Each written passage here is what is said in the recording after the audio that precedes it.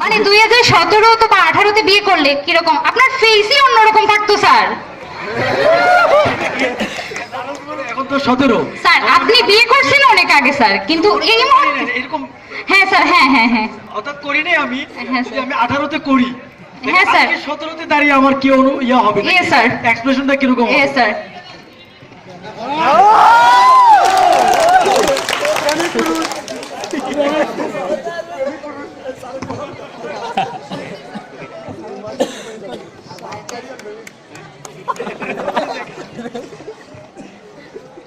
শুরু করেন স্যার। মনে হচ্ছে এখনই যদি আপনার বিয়েটা হতো তাহলে খেতে পারতাম। একবার করছি বলি কি আরেকবার করা যাবে না? মনে মনে সেটা আছে মনে হয় স্যার। আমার কি এমন বুড়া লাগে যে এখন আরেকবার বিয়ে করা যাবে? ম্যাডামের কপাল বলছে, ম্যাডামের কপাল বলছে। এটা তো একটু সেফ গ্রাউন্ডে আমি আসছি।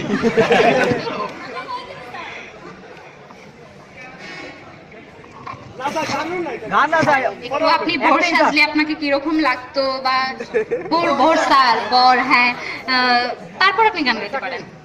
আগে আপনার ড্রেস আপ বা সবকিছু মিলে স্যার একটা কল্পনা করতে পারতেছেন না?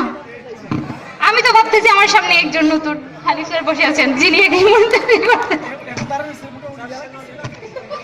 স্যার লাগতেছে পিঙ্কু স্যারকে।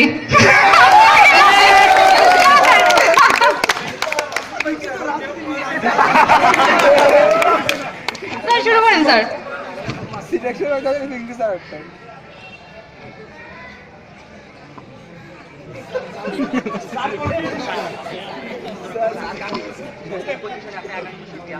আপনি আশরাফকে ফলো করুন স্যার।